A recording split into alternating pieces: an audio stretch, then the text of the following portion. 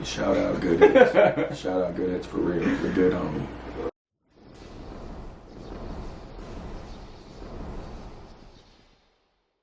What's up, Goodhits gang? You know what it's about. We're bleeding blood for the best underground rap here in New York City and beyond. Yet again, we're in another destination. We're in Southern California. You might know him as Colder in Hell. I know him as Ryan, tattoo artist, manager of Death Proof. We have it all. GoodhitsTV, Volume 8, Episode 1. All-inclusive interview with Ryan. Stay tuned. See what it's about.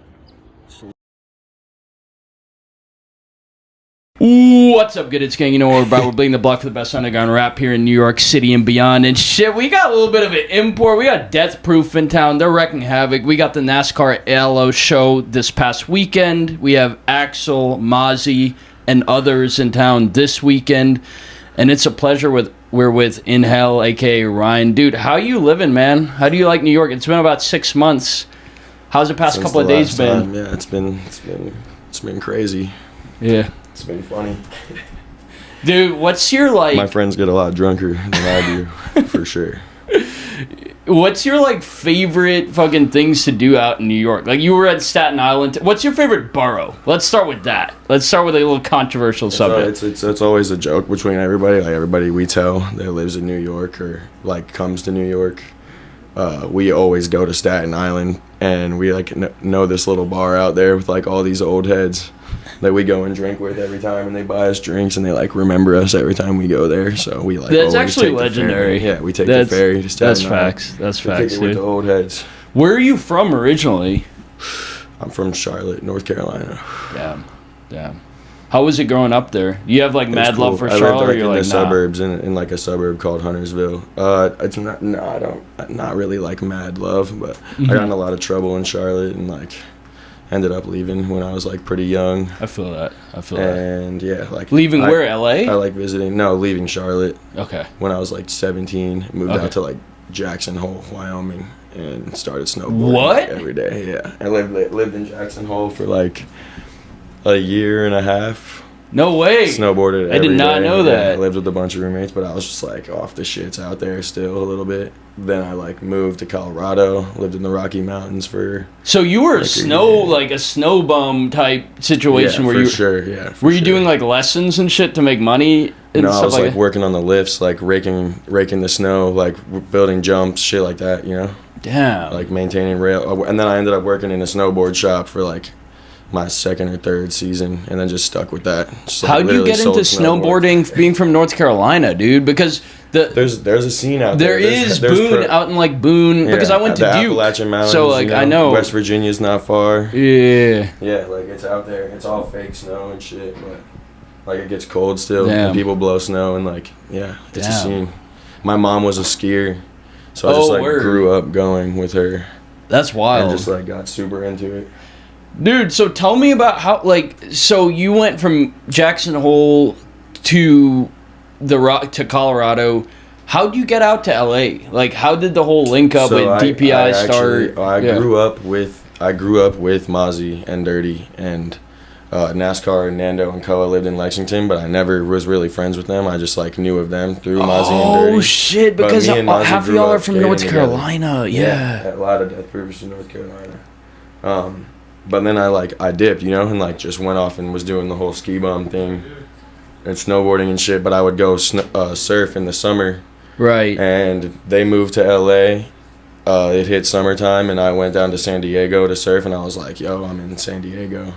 And then I linked with Dirty, Nando, who's I am you, and Mozzie in San Diego, and took them surfing for their first time and shit, and we just linked back up. And I was doing hella lettering and digital art still for snowboard shit and just my own shit. And I went and visited them in LA to go skate and shit, and at that point were they rapping at that point? Yeah, they were still K&D at that point, which was a group that was in Death Proof that's not a thing anymore. Yeah. And you can probably talk about that if you interview Mozzie when you do that later, but but yeah, I went out, skated with everybody, and I was just literally just out there as the homie. Yeah. out there as the homie skating with everybody, and Miyagi like put me on the skate team. So I was just like around, flying back and forth from Portland because I was like snowboarding at Mount Hood at the time. So I was flying back and forth from Portland to LA. Like working on skate videos, like going on all the Death Proof skate trips and like. Oh, that's interesting. So you kind of got into Death Proof skate. Yeah, a lot of people who are like tuned into this channel probably don't even know what that is. Yeah, no, it's a thing. Like people who, exactly. People who are tuned into Death Proof definitely. Yeah, because there's like multiple verticals in Death Proof. It's not just like music shit. Because a lot of people are tuning into this YouTube channel have no idea that it's clothing. There's videographers. There's people who skate. There's like multiple channels Tattooers, and shit. Like graphic designers, everything, clothing designers. It's a true artist collective. Yeah, literally, just an artist collective. But yeah, so then I was like just skating all the time, chilling with everybody all the time, and then I just started like whipping flyers when we needed them for events and shit, and I was just like going super hard with like my digital artwork and like just hella focused on lettering and like doing like hella death metal lettering. Was and, like, how many years ago was this? And shit. This is like a year and a half ago. Okay, damn, something you've grown a lot since then. Because if you start with the flyers, now you translated it to tattoo work. Yeah, I translated the like whipping flyers into like creating the parties for the flyers that I throw and like booking shows and like managing people. That's why I kind of came on and started like just as a graphic artist for Death Proof too, and then moved on to management and like run it with Miyagi and Justin. Now I manage Walt, Grim, Mozzie. Mainly, and then do booking for all the artists. So. How is it managing those three? Like compare and contrast. Like who's the easiest one to manage? Oh shit!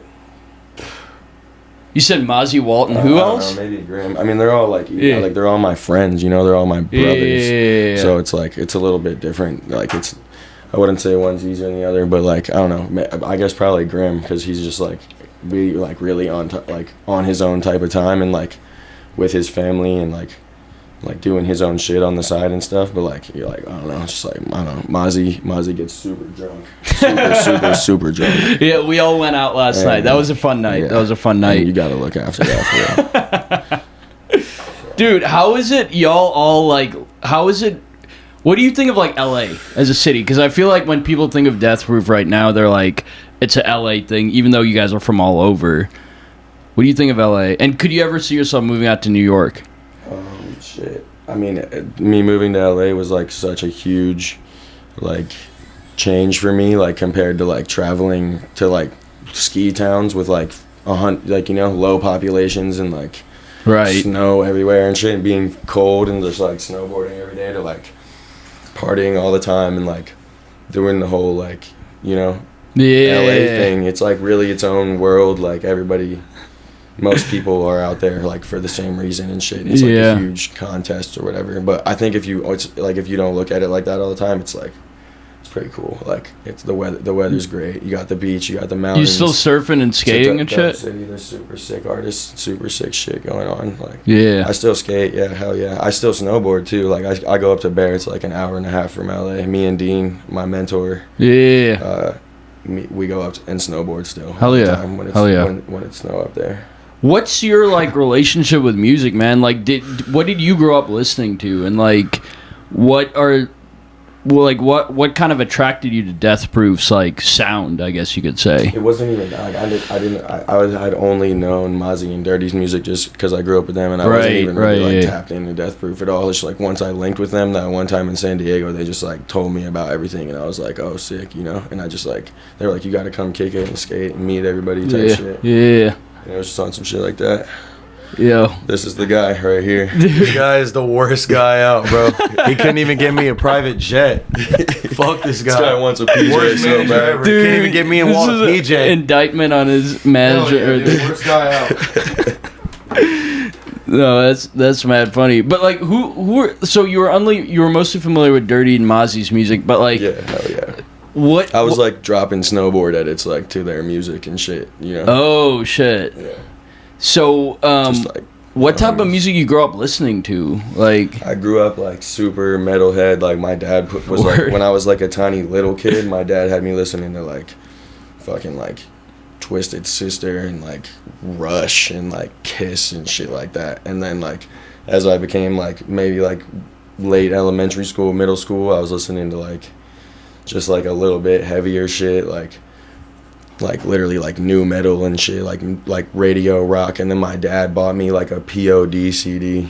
Oh hell yeah, and dude! I was like, whoa, Hell like yeah. screaming over music and shit. And then I just went full on up to there and just like went through like the whole like emo, Hot Topic, I feel like- metalcore kid things, Yeah. like for sure in middle school, like Devil Wears Prada, Asking Alexandria, like Alisana, shit, like bands like that. Super into that in like middle school. And then like once I finally hit high school, I was listening to like just straight like death metal and like got into like really heavy stuff. And like now I listen, like I don't even have time to listen to that much music anymore, bro. But like I listen, like I'm just like full like beat down and like hardcore. I just like Pretty much a lot of Death Proof type sound. Not even. I'm like the only person in Death Proof that listens to like death metal, like for real. Mozzie's super into hardcore and shit, but like anything like brutal death metal or like slam, like nobody's on that type of shit. Nobody in LA is either. Like anytime I meet somebody in LA that like actually listens to like heavy shit, I'm like, wow, dude, like you are a rare breed, you know? No, facts. But yeah, just like straight metalhead, bro. I got sent to military school when I was in 9th grade, and I like was like literally used to talk shit about rap music, and then like I was the For like, real? Everybody that in my barracks at my military school, we had Wi-Fi and shit, and our phones and all that, and like computers and games in our room and shit. Like we were there, like it was a college. But everybody in my barracks listened to rap music. And they showed me just like Odd Future and like ASAP Mob and shit like that, and I was like, oh, they were like, this is lit. Yeah, I was like, and the whole collective thing too was just like so sick to me. Yeah. And yeah, I just like got into rap music, you know. Feel Went through the whole like definitely like super into Bones and like the whole Sesh Hollow Waterboy shit when that was like first coming out. And, yes. Like, you know. Yeah, dude, you guys are kind of at the forefront of this whole new sound where it's like a combination of what you listen to in rap music, dude. Like everybody, and everybody like. That's what's so sick about Death Proof is like everybody's so different. But for like, sure. Once they're all together, it's That's like fact. it makes sense, you know. Like, it makes sense. Do a bunch of y'all like live together in the same house type shit, or? Yeah, hell yeah. We have a 9-bed, 9-bath house No in LA. fucking way. And yeah, what? And yeah, so like it's like me, Dean, me, 7th Dean, and Justino. And Tyson, who's on the skate team downstairs. Do you guys have like a studio in there? Yeah, for sure. And then upstairs is the studio, and then Miyagi, Abi, Koa, Mozzie, Oddly, and Dirty Butt live upstairs. Dude, Navi's a man. Big shout out to Navi, dude. Yeah, hell yeah. Navi, 4815, bro. Oh, God. Navi's the GOAT. I love Navi. Oh, Gentry introduced me to Navi. Or no. I had... Gentry had or 270 because people don't even know that fool's real name, but yeah, 270's real name is Gentry. I just aired you out, dude. Shout out 270 for getting me this T-shirt. Yeah, on God, sure. That's my bro. Both of those dudes are my little brothers. Like hell yeah, Gentry drove out to LA in a van to film our shows and would like DM me every night, like bro, like if you ever need a DJ for anything, like. He's like a veteran now, though. Yeah. I feel like he's been around for like a few years. Literally, he's a vet now. Not even. He's been around for like not even a full year yet. Oh, 270? Yeah. Yeah. He's going on his first full year. No, he was fire at this past concert. He did a really good job. He's the best, bro. He's a crowd controller. Yes, absolutely. Like literally, our DJ that we were using flaked, and I was like. And I had all these DMs from him, and I was like, all right, bro, DJ tonight. And then he just came in, DJ'd one of our shows, and went crazy. And we were just like, you're the shit, What's bro. the craziest Death Proof show you've seen, like in terms of city? Like in terms of going on tour and doing out-of-state shows? Honestly, like our last New York show on the NASCAR American Wasteland Tour at the, I forget the name of the venue that we played at last time.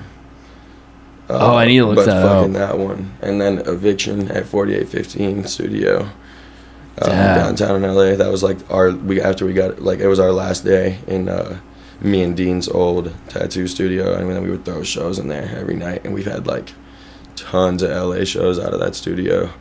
And then that was the last one, and we called it eviction because we got evicted, you know. And like it was in LA. Yeah, in LA, and it was NASCAR, Chapo, and Ouija Mac, and then Mozzie, Walt, like you know, all of Death Proof opened up and shit. It was like legendary night.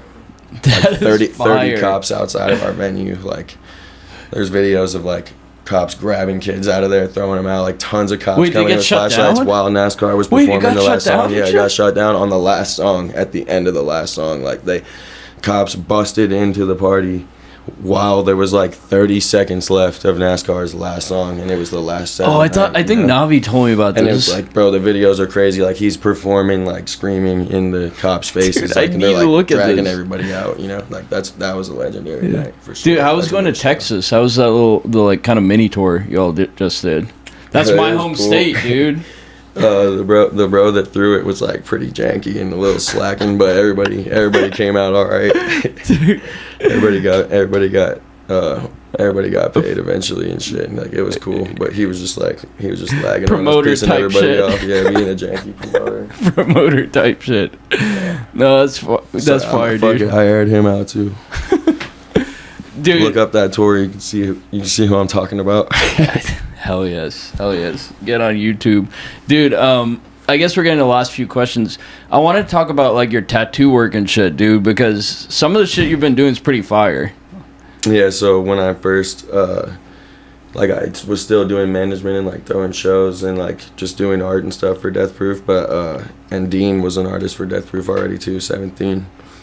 And, I had already like been into tattooing and like getting tattooed a lot when I like was living in Portland, and then I came out and like I did. You said living in Portland? Yeah, living in Portland. You lived all for over, sure. dude. I love Shit, that's crazy. Portland. Shout out Portland. Yeah. I fucking that's what I do now on the side. Hell yes. You know? Hell yes. Dude, all right, man. Open mic.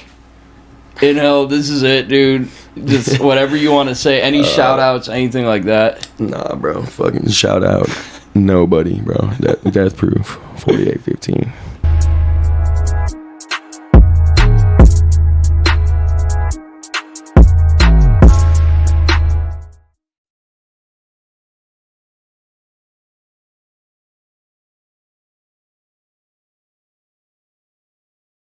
That was good, bro. You're good.